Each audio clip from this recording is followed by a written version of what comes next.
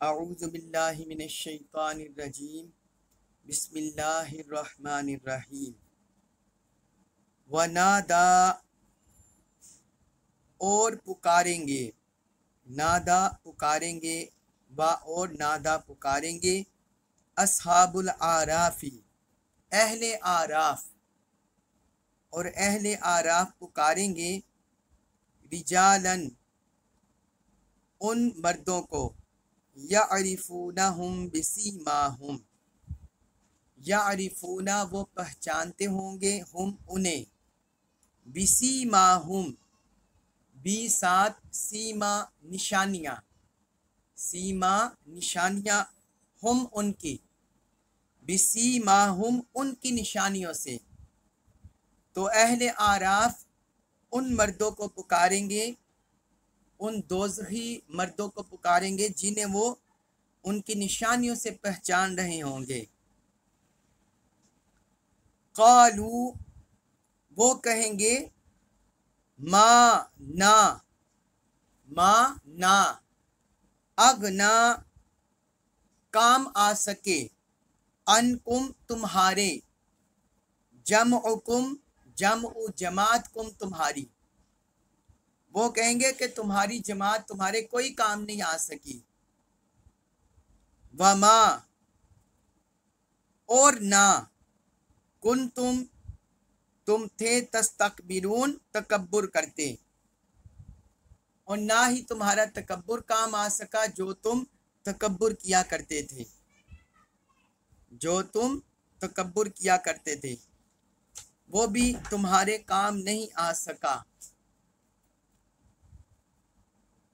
अब इस आयत मुबारका में अल्लाह ताला ने आराफ का मुकालमा मजीद अहले जहन्नम के साथ जिक्र किया है और उन्हें उनकी हकीकत से रोशनास कराया है। जब जन्नतियों का और दोज़ियों का फैसला हो जाएगा, जन्नती जन्नत में चले जाएंगे, दोज़खी दोज़ख में चले जाएंगे। यह हम पिछली आयतों में भी पढ़ रहे हैं। तो उस वक़्त जो अहले आराफ हैं, जिन मर्दों को वो पहचानते होंगे, उनसे सवाल करेंगे, उनसे पूछेंगे, क्योंकि जहन्नमियों के ऊपर अपनी निशानियां जाहिर होंगी और जन्नतियों के ऊपर अपनी निशानियां जाहिर होंगी। जन्नती हशाश बशाश होंगे, खुशबाश होंगे, और उनके लिबास, उनके चेहरे वो भी चमक दमक रहे होंगे। जबकि जो जहन्नमी हैं, उनके चेहरों पर मायूसी, सियाही, पशमुर्दगी ये सारी छाई होगी। तो इसलिए वो उन्हें उनकी निशानियों से पहचान लेंगे। तो उन्हें पूछेंगे, दो चीज़ें उनसे पूछेंगे। पहली चीज़ पूछेंगे, मा अगना अनकुम जमउकुम,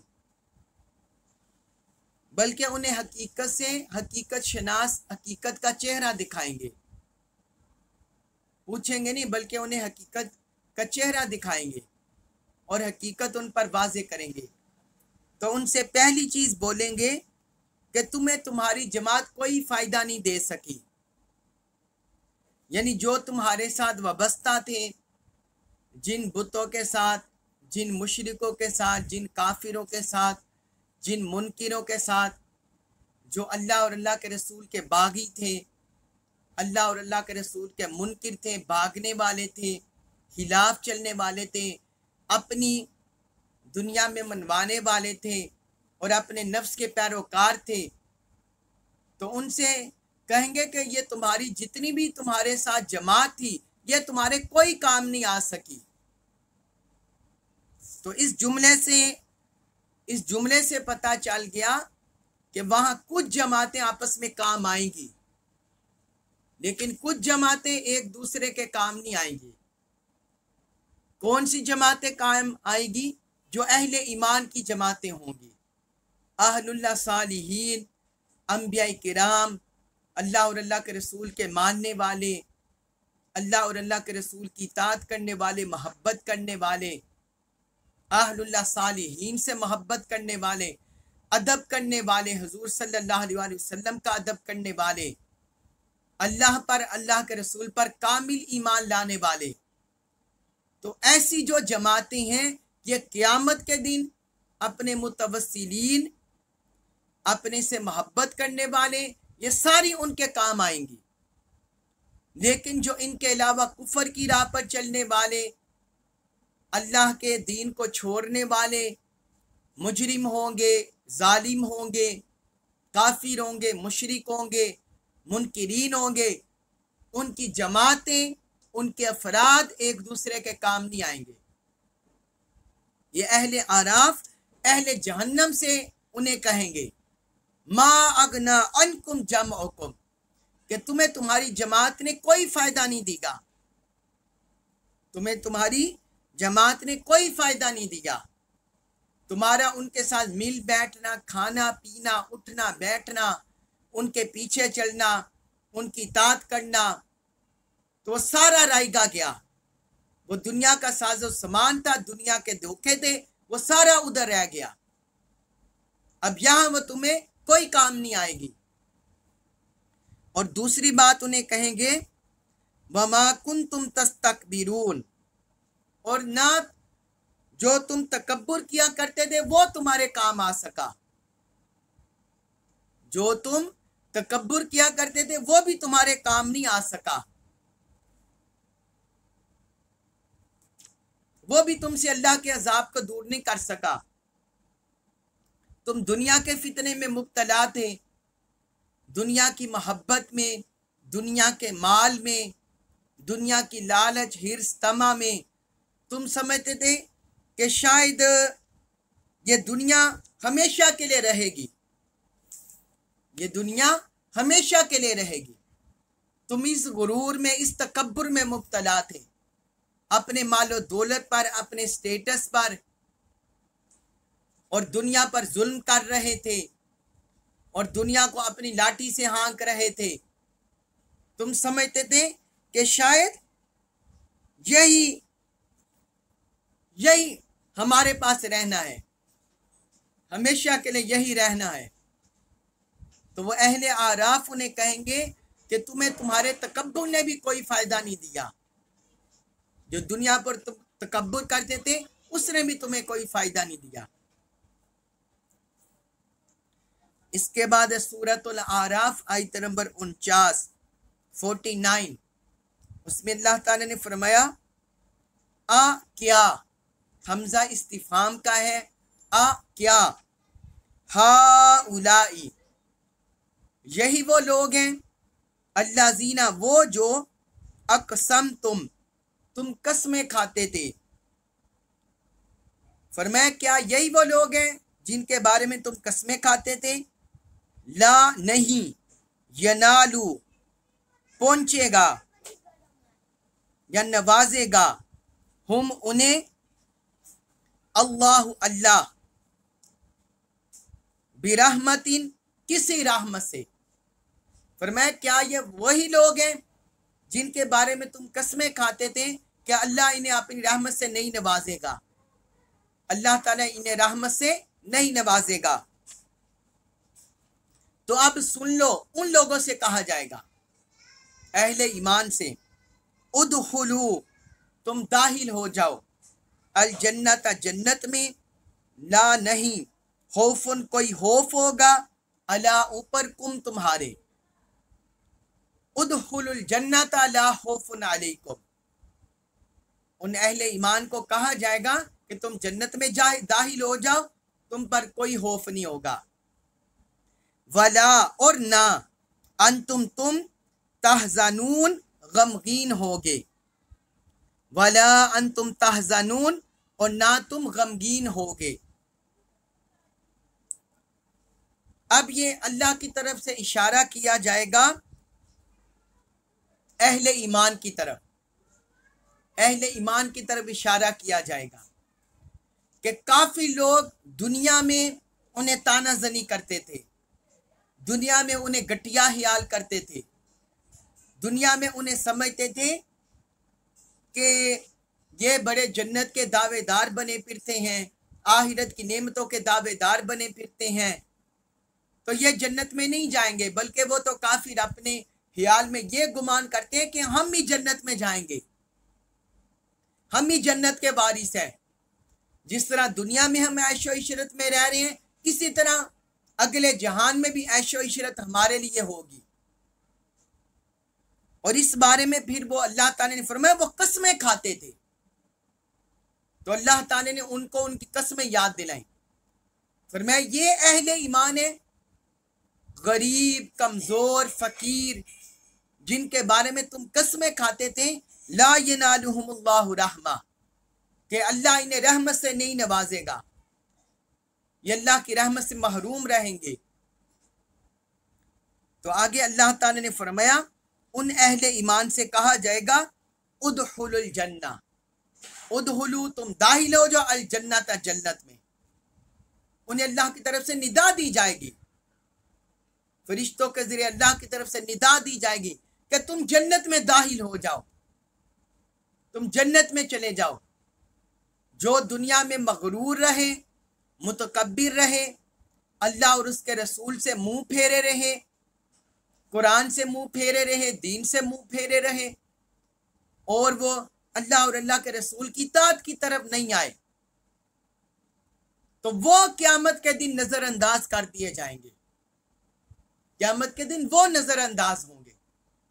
और जो दुनिया में अपने रब की मानते रहे, अल्लाह और अल्लाह के रसूल की मानते रहे, इताअत करते रहे, वो क़यामत के दिन सुरखरू हो जाएंगे।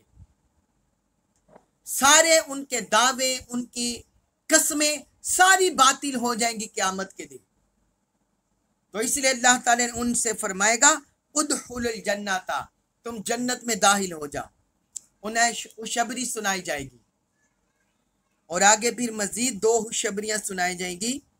ला खौफुन अलैकुम, दुनिया में तुमसे भूल चूक में या शैतानी बहकावे में आकर, नफसानी बहकावे में आकर अगर दुनिया में तुमसे गुनाह हुए हैं, हताएं हुई हैं, सरजद हुई हैं, तो फरमाया तुम पर उसके मुआवजे का, अब उनके मुआवजे और उन पर सजा का कोई खौफ नहीं होगा। क्योंकि अगर किसी की अल्लाह की मशीयत से पकड़ हुई तो वो अपनी सजा भुगत कर जन्नत में चला जाएगा। और बहुत से ऐसे खुश नसीब होंगे जो बगैर हिसाब किताब के जन्नत में जाएंगे, और कुछ अल्लाह के बहुत सी महलूक अल्लाह के फजल से जन्नत में जाएगी। और जिनके बहुत ज्यादा कोई हुकूकुल्लाह, हुकूकुल इबाद के मामलात में कमी हुई, तो वो अपनी सजा भुगत कर जन्नत में जाएंगे। अल्टीमेट, एट लास्ट, बिल आखिर वो जन्नत में जाएंगे। तो अल्लाह ताला फरमाएगा उदखुलुल जन्नता ला खौफुन अलैकुम, तुम पर कोई खौफ नहीं है। क़यामत अल्लाह के गजब का, अल्लाह की पकड़ का, अल्लाह की गिरफ्त का, नेमतों से महरूमी का, फरमाया तुम पर कोई खौफ नहीं। और जो कुछ तुम दुनिया में कर रहे थे उसका भी कोई खौफ नहीं। वला अंतुम तहज़नून, और ना तुम्हें कोई रंज होगा। इसकी एक मुराद ये भी है कि दुनिया में जो तुमसे कोई नेकियां रह गई, कोई नेकियां, कोई ताआत, कोई अल्लाह की बंदगी, अल्लाह की इताअत के कुछ काम रह गए जो तुम दुनिया में नहीं कर सके, तुम्हारे दिल में उसकी ख्वाहिश थी या नहीं ख्वाहिश थी, तो अल्लाह पाक ने फरमाया वला अंतुम तहज़नून, तुम गमगीन भी नहीं होगे। जो नेकियां तुमसे करने से रह गए उस पर गमगीन भी नहीं होगे। अल्लाह ताला तुम्हें तुम्हारे ईमान और अमाल सालिया की वजह से इतनी कुर्बतें अता फरमा देगा, जन्नत की नेमतें, बागो बहार, हूरो कसूर इतनी अता फरमा देगा कि ना तुम पर कोई खौफ होगा और ना तुम गमगीन होगे। ये अल्लाह ताला अहले जन्नत को, जन्नतियों को बशारत देगा, जिनको दुनिया में काफी लोग ताने दिया करते थे, जिनको दुनिया में ताने देते थे, उनको क़यामत के दिन अल्लाह ताला की तरफ से यह खुशखबरी और बशारतें मिलेंगी। इसके बाद है सूरतुल आराफ आयत नंबर 50 उसमें अल्लाह ताला ने फरमाया वनादा और पुकारेंगे अस्हाबुन नार दोज़ख वाले, वनादा अस्हाबुन नार और दोज़ख वाले पुकारेंगे अस्हाबल जन्नती अहले जन्नत को, जन्नत वालों को। अब दोज़खी जन्नतियों को पुकारेंगे,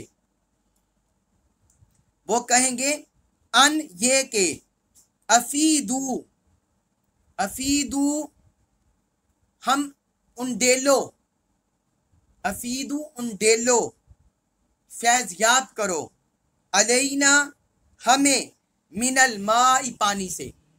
वो कहेंगे कि हम पर थोड़ा सा पानी उंडेल दो, हमें पानी से फैज़ याब कर दो, पानी मुहैया कर दो। अहले दोज़ख अहले जन्नत से कहेंगे औ या मिम्मा उसमें से राजा का कुम, राजा का रिज्क दिया कुम तुम्हें अल्लाह अल्लाह ने, या हमें वो मुहैया कर दो जो अल्लाह ने तुम्हें रिज्क बख्शा है, उसमें से हमें कुछ दे दो। कालू वो बोलेंगे, कौन बोलेंगे? अहले जन्नत जन्नती लोग, वो बोलेंगे कालू वो कहेंगे इन्ना बेशक अल्लाह अल्लाह, इन्ना अल्लाह बेशक अल्लाह ने हर्रमा हराम कर दिया है, हराम किया है। हुमा हुमा दो तस्निया का सीगा है, हुमा उन दोनों को, फरमाया अल्लाह ने इन दोनों को हराम कर दिया है, पानी को भी और रिज्क को भी। अलल काफिरीन अला ऊपर अल काफिरीन काफिरों के, अल्लाह ने इन दोनों नेमतों को जन्नत में जहन्नम में काफिरों पर हराम कर दिया है, जहन्नम में वो ये नहीं पा सकेंगे। अब इस आयत मुबारका में अल्लाह ताला ने अहले दोज़ख की बेबसी का जिक्र किया है, अहले दोज़ख की बेबसी का जिक्र किया है और अहले दोज़ख की फरियाद का जिक्र किया है। जहन्नम में जब वो अजाब में गिरफ्तार होंगे, अल्लाह की पकड़ होगी, उसकी गिरफ्त होगी, वहां पीप का पानी, उबलता हुआ खोलता हुआ पानी, फिर कांटेदार उनके लिए खाना जो हल्क से भी नीचे नहीं उतरेगा, और जब उतरेगा तो अंदरियां काट कर रख देगा और पानी भी अंदर सब काट के रख देगा। माअज़ल्लाह अस्तग़फिरुल्लाह, इतनी सहज सजा वहां की तो एक घड़ी भी इंसान के लिए इंसान बर्दाश्त नहीं कर सकता, इंसान की बर्दाश्त से बाहर है एक घड़ी, एक लम्हा भी। क्या हम दुनिया की आग पर चंद लम्हात अपना हाथ रख सकते हैं? दुनिया की लगाई हुई आग में चंद लम्हात हम दुनिया की आग में घुस सकते हैं? तो वो तो दोज़ख की आग है जिसका दुनिया की आग से कोई मुकाबला ही नहीं। अगर दोज़ख की आग के शोले दुनिया में आ जाएं और यहाँ आ जाए तो क़यामत तक यहाँ कोई सब्जा ही ना उगे, इतनी सहत तरीन आग है। माअज़ल्लाह अस्तग़फिरुल्लाह, इतनी सहत आग है। तो वहां दोज़खी जब इस हाल में होंगे, वो असहाबे जन्नत की नेमतें देखकर, उनकी राहत देखकर वो कहेंगे कि तुम हमें पानी से फैज़ याब कर दो, तुम हम पर पानी के चंद कतरे उंडेल दो, तुम हमें पानी दे दो। वो इस तरह फरियाद करेंगे, पानी की इस तरह फरियाद करेंगे। तो इससे ये भी पता चलता है पानी कितनी बड़ी नेमत है कि अहले दोज़ख सबसे पहले अहले जन्नत से पानी का सवाल करेंगे। पानी इतनी बड़ी नेमत है जो अल्लाह ताला ने अता किया है। या दूसरा वो कहेंगे औ मिम्मा रज़क़कुमुल्लाह, अगर पानी नहीं हमें देते तो जो अल्लाह ने तुम्हें रिज़्क दिया उसमें से दे दो। यानी वो जब देखेंगे इतने मेवाजात हैं, फल हैं, फ्रूट हैं, अनाज हैं, अहले जन्नत को मुयस्सर हैं, अनार, सेब, केले, और यहाँ का वो मुकाबला ही नहीं करते। इतने वो खुश जायका, खुश शक्ल और इतने लजीज तरीन होंगे। फिर दूध की नहरें, शहद की नहरें, शराब तहूर की नहरें और ठंडे पानी की नहरें, तो ये सारा, और फिर तरह तरह के मछली का गोश्त, परिंदों के गोश्त, इतनी अनवाउ अकसाम के। तो वह जब जन्नतियों को इन नेमतों में देखेंगे, वो कहेंगे जो रिज्क तुम्हें अल्लाह ने दिया है उसमें से हमें दे दो। यानी वो तरसेंगे दोज़ख में। तो ये कौन लोग होंगे? जो आखिरत में रब के मुनकिर हैं। जो दुनिया में रब के मुनकिर थे वो लोग होंगे, जो दुनिया में रब को भूले हुए थे वो लोग होंगे। तो आगे उन्हें जवाब दिया जाएगा। अहले जन्नत उन्हें बोलेंगे, क़ालू इन्नल्लाह हर्रमहुमा अलल काफिरीन, बेशक अल्लाह ने इन दोनों नेमतों को काफिरों पर हराम कर दिया है। अब इन्हें आखिरत में ये नेमतें नहीं मिलेंगी। जब कोई भी काफिर दुनिया से रुखसत होता है, मलकुल मौत उसकी रूह कब्ज करता है, तो सारी नेमतें, अय्याशियां उससे छीन जाती हैं। फिर हमेशगी का अजाब उसके लिए खुल जाता है। एक तो हालत नज़ा की जो सख्ती है वो,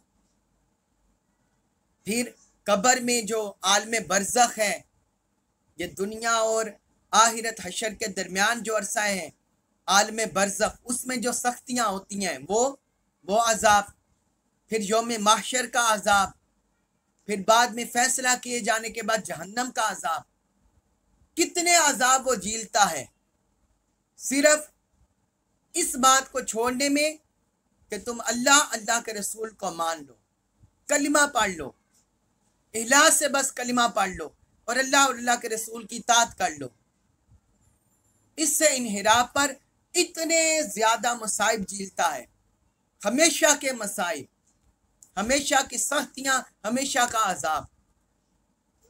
तो वह अहले जन्नत उन्हें बोलेंगे कि ये अल्लाह ने दोनों नेमतें काफिरों पर हराम कर दी हैं, अब ये काफिरों को नहीं मिलेंगी, ना पानी मिलेगा ना रिस्क मिलेगा, ये काफिरों पर हराम है। चूंकि इस आयत मुबारका में पानी का खसूसी जिक्र हुआ है, लिहाजा इस पर मैं आपको 2-3 हदीसें मुबारका भी लिखवा दूं कि पानी किस कदर अजीम नेमत है। हजरत अब्दुल्ला बिन अब्बास रज़ियल्लाहु अन्हुमा से मरवी हदीस है कि रसूलुल्लाह सल्लल्लाहु अलैहि वसल्लम ने फरमाया, सबसे अफजल सदका पानी का है, सबसे अफजल सदका पानी का है। फिर फरमाया, क्या तुमने नहीं सुना कि जब अहले दोज़ख अहले जन्नत से फरियाद करेंगे तो कहेंगे हम पर पानी उंडेल दो, या कुछ इस रिस्क में से दे दो जो अल्लाह ने तुमको दिया है। यानी हजूर ने ये आयत मुबारका तिलावत की जिसकी हमने जो तर्जमा तफसीर कर रहे हैं, आयत नंबर 50 सूरतुल आराफ की। यह मुस्नद अबी याला में हदीस है, हदीस नंबर 2673 2673। और फिर एक हदीस है, हजरत साद बिन उबादा रज़ियल्लाहु अन्हु बयान करते हैं, उन्होंने अर्ज किया, या रसूल अल्लाह, साद की वालिदा फोत हो गई हैं। यानी वो अपनी वालिदा की तरफ इशारा करके कहते हैं कि साद की वालिदा फोत हो गई हैं, तो किस चीज का सदका करना अफजल है? आप सल्लल्लाहु अलैहि वसल्लम ने फरमाया, पानी का। तो हजरत साद ने कुआं खुदवा दिया, उस दौर में कुएं होते थे, उन्होंने कुआं खुदवा दिया, पानी का कुआं खुदवा दिया और कहा ये साद की माँ के लिए, यानी उनके सवाब के लिए है, उनके लिए सदका जारिया है। कुआं खुदवा कर उन्होंने बोला। यह सुनन नबी दाऊद में हदीस है, हदीस नंबर 1681 1681। और सुनन नसाई में भी यह हदीस है, हदीस नंबर 3666 3666। फिर एक हदीस है कि पानी पिलाने से अल्लाह ताला का बहुत ज्यादा कुर्ब नसीब होता है और उम्र भर के गुनाह बख्श दिए जाते हैं। हज़रत अबू हुरैरा रज़ियल्लाहु अन्हु बयान करते हैं कि रसूलुल्लाह सल्लल्लाहु अलैहि वसल्लम ने फरमाया, एक शख्स जा रहा था, उसको बहुत शदीद की प्यास लगी। उसने कुएं में उतरकर पानी पिया तो उसने देखा एक कुत्ता प्यास की वजह से कीचड़ चाट रहा था। प्यास लगी हुई थी तो वो उधर कीचड़ चाट रहा था। उसने सोचा जिस तरह मुझे प्यास लगी थी इस तरह इस कुत्ते को भी प्यास लगी है, इस कुत्ते को भी उस तरह प्यास लगी है। उसने कुएं में उतरकर अपने मोजा में पानी भरा और फिर बाहर आकर उस मोजा से कुत्ते को पानी पिलाया, उस कुत्ते को पानी पिला दिया। अल्लाह ताला ने उसके इस अमल को कबूल फरमा लिया और उसको बख्श दिया। इस अमल की वजह से, पानी पिलाने की वजह से कुत्ते को, प्यासे कुत्ते को उसको बख्श दिया गया। इस पर सहाबा किराम ने पूछा, या रसूल अल्लाह, क्या जानवरों के साथ नेकी करने में भी अजर मिलता है? उनके साथ अगर हुस्न सलूक करें क्या इसमें भी अजर मिलता है? तो हुजूर ने फरमाया, हर तर जिगर के साथ नेकी में अजर है, हर जिंदा जिगर के साथ नेकी में अजर है। यानी जो भी महलूक जो इंसानों को नुकसान नहीं पहुंचाती, आम महलूक है, उनमें चरिंद परिंद हैं, ये आम पालतू जानवर हैं, तो फरमाया जो भी आम महलूक है, जानदार है, उनके साथ नेकी का अजर है। जो भी नेकी करेंगे इसका अजर पाएंगे। ये सहीहुल बुहारी में हदीस है, हदीस नंबर 2363 2363, और सही मुस्लिम में भी ये हदीस है, हदीस नंबर 531 या 2244 2244। और एक हदीस है हजरत अनस बिन मालिक रज़ियल्लाहु अन्हु से मरविया, ये भी बड़ी ईमान अफरोज हदीस है, ईमान को ताज़ा करने वाली। हजूर नबी अकरम सल्लल्लाहु अलैहि वसल्लम ने फरमाया, दो शख्स जंगल में सफर कर रहे थे, उनमें से एक इबादत गुजार था, दूसरा गुनाहगार था। तो वो सफर करते हुए इस हाल को पहुंच गए, उन्हें दूर दराज पानी नहीं मिला था, तो इस हाल को पहुंच गए, आबद को, इबादत गुजार को सख्त प्यास लगी, इतनी प्यास लगी कि वो प्यास की शिद्दत से बेहोश हो गया, प्यास की शिद्दत से बेहोश हो गया। अब उसके साथी के पास पानी में, डोल में पानी था, उसके साथी के पास डोल में थोड़ा सा पानी था, लेकिन वो सिर्फ उसके लिए काफी था।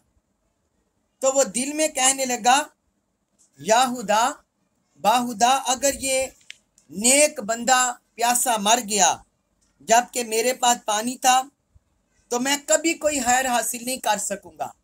अगर मेरे पास पानी होते हुए ये मर गया तो फिर मैं कभी खैर नहीं हासिल कर सकूंगा, कभी नेकी हासिल नहीं कर सकूंगा।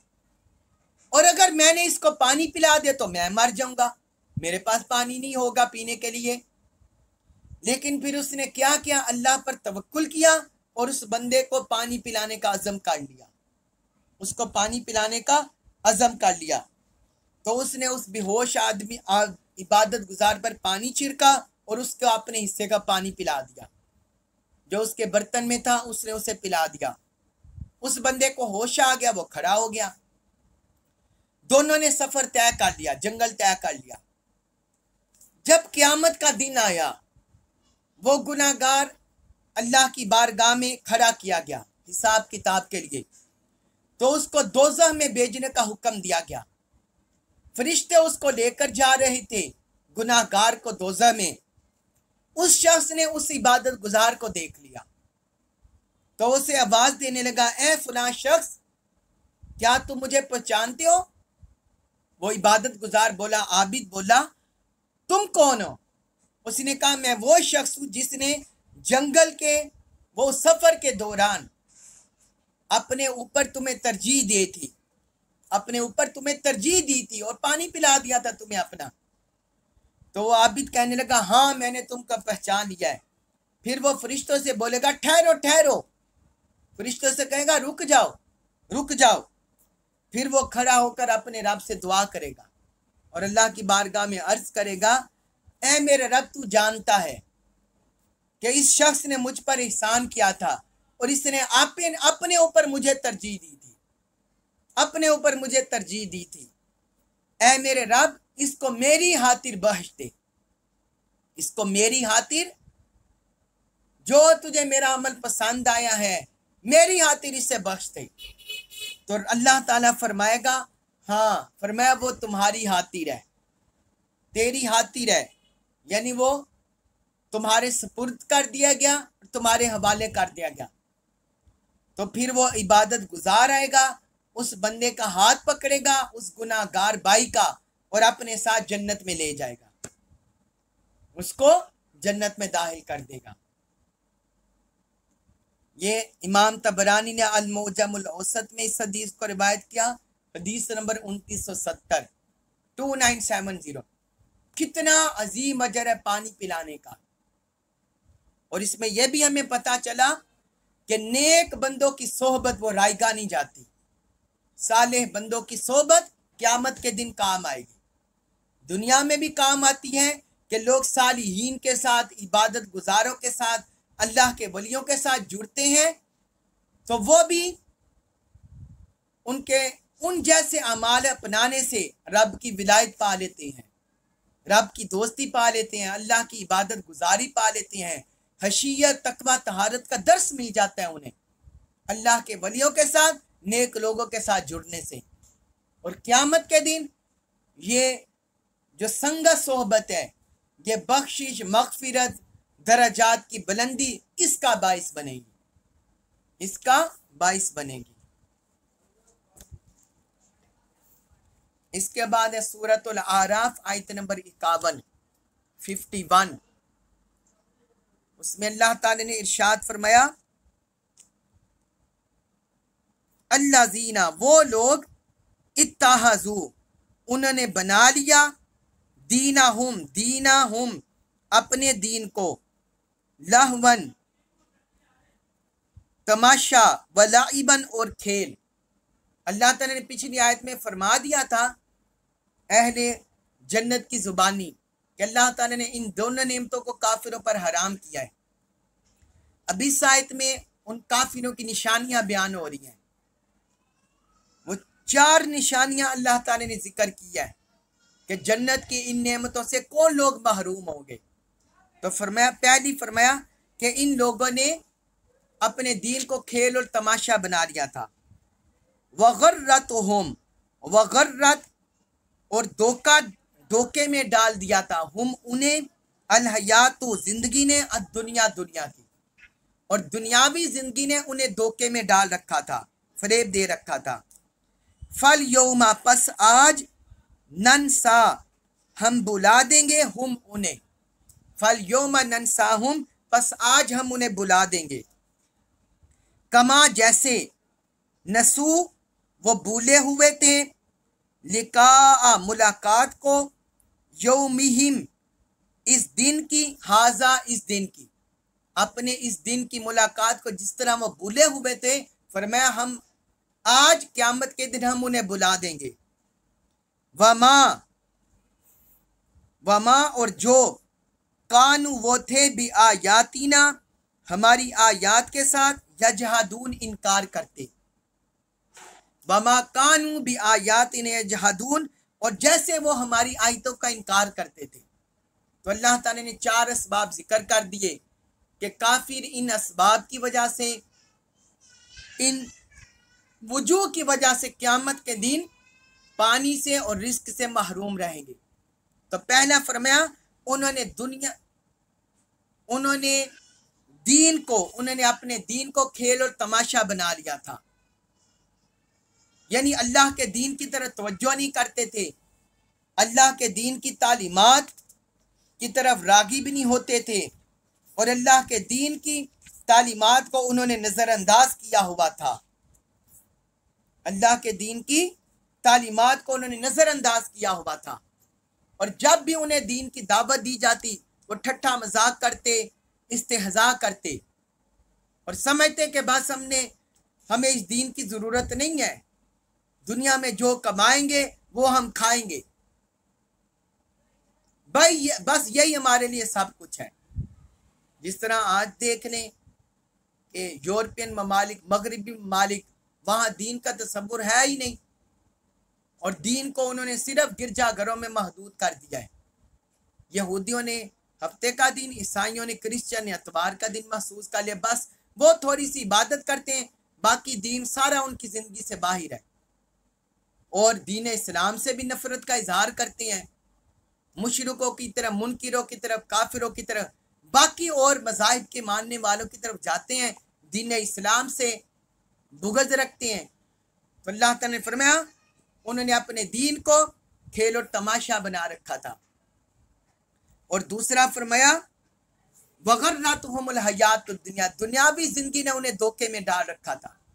वो समझते थे कि ये हमेशा के लिए जिंदगी है, इसी तरह ऐशो इशरत हमेशा के लिए रहेगी, बस इसी में मुब्तला हो गए।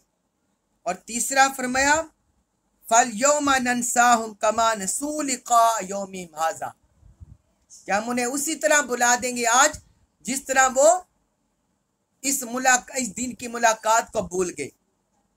यानी जैसे उन्होंने क़यामत के दिन की मुलाकात को, अल्लाह की बारगाह में हाजिर होने को बुला दिया था, ईमान ना लाए, नेक अमाल छोड़ दिए, ईमान से इगमाज बरतते रहे, इनहिराफ करते रहे, अमाल सालिया छोड़ दिए, तो आज फरमाया आज भी हम उन्हें भूल जाएंगे, इसी तरह भुला देंगे जिस तरह वह इस दिन की मुलाकात को बुला बैठे।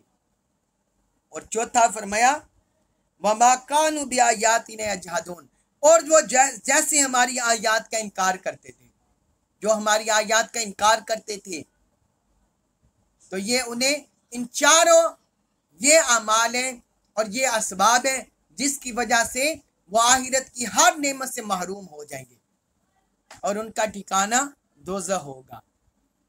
अल्लाह तबारक व तआला हमें दोज़ख से, अपने गज़ब से, अपनी पकड़ से, अपनी पनाह अता फरमाए, हमारे हाल पर अपना फजल व करम फरमाए, रहमत फरमाए, अपने फजल इनायत से हमें जन्नत की नेमतें नसीब फरमाए, अपने और अपने हबीब पर कामिल ईमान, इताअत, मोहब्बत नसीब फरमाए, इसी पर हमारा जीना मरना बनाए, कुरान जीत का कामिल फहम नसीब फरमाए, इस पर अमल पैरा होने की तौफीक अता फरमाए।